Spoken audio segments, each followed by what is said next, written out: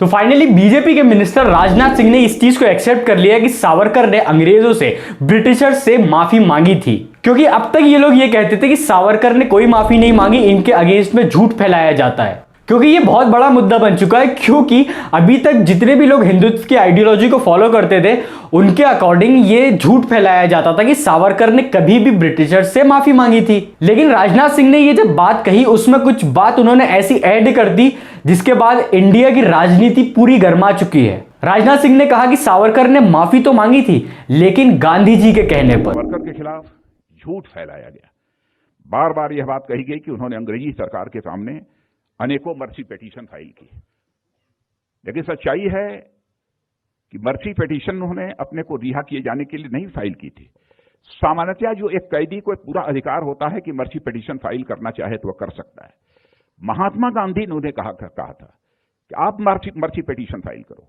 महात्मा गांधी के कहने पर उन्होंने मर्सी पिटीशन फाइल की थी। तो देखा जाए तो सावरकर ने 1913 में माफी मांगी थी और गांधी जी 1913 में इंडिया में मौजूद ही नहीं थे। गांधी जी 1915 में इंडिया में आए थे। अब हम लोग ये देखते हैं कि आखिरकार क्या सावरकर ने अपने मर्सी पिटीशन में मेंशन किया था। सावरकर ने अंग्रेजों से कहा था कि मैं जब यंग था, मतलब कि अपनी जवानी में मैंने बहुत सारी गलतियां की, बहुत सारी हिंसा में पकड़ा भी गया और अपने आप को गिल्ट करते हुए अंग्रेजों से कहा कि आपने मुझे सही अरेस्ट करा और सही सजा दी, बट आप तो बड़े दयालु हैं। मैं तो एक भटका हुआ पुत्र, मतलब कि मैं तो एक भटका हुआ बेटा हूं। आप मुझे वापस अपनी गोद में ले लीजिए और मैं आपसे वादा करता हूं कि अगर आप मुझे छोड़ देते हैं, रिहा कर देते हैं, तो छोड़ने के बाद जो भी काम आप बेहतर समझेंगे मेरे लिए, मैं वो काम आपके लिए करूंगा, ये मेरा वादा है। तो इन शॉर्ट ये माफीनामा तो था, माफी तो मांगी, लेकिन साथ में अंग्रेजों को एक ऑफर भी दे दिया कि आप मुझे रिहा कर दो, बदले में मैं आपके लिए काम करूंगा।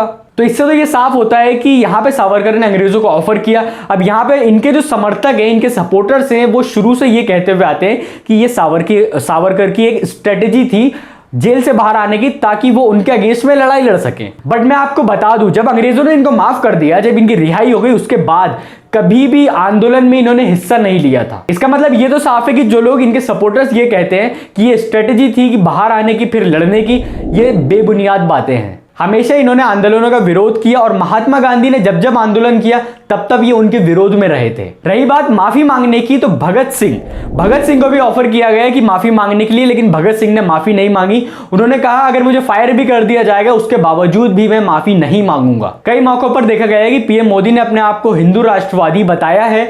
कई मौके पे उन्होंने बताया है कि वो इस आइडियोलॉजी को फॉलो करते हैं और खुद को उन्होंने हिंदुत्व आइडियोलॉजी का सच्चा सपोर्टर भी बताया। लेकिन एक डेमोक्रेटिक कंट्री में कितना डेंजर है जहां पे एक आदमी कहे कि मैं हिंदू नेशनलिज्म को फॉलो करता हूं, एक कहे मैं मुस्लिम नेशनलिज्म को फॉलो करता हूं। और एक डेमोक्रेटिक कंट्री में जब ऐसा होने लगता है तो देश टुकड़ों में बंट जाता है। और उससे भी बड़ी बात यह होती है कि उसको लीड करने वाले की जो आइडियोलॉजी होती है वो भी धर्म से रिलेटेड होती है। तो एक बार फिर हिस्ट्री को मैनिपुलेट करते हुए बेबुनियादी बयान आए बीजेपी के मिनिस्टर्स की तरफ से, जो अपने आप को हमारे फादर ऑफ नेशन के ऊपर एक बड़ा इल्जाम लगाता है।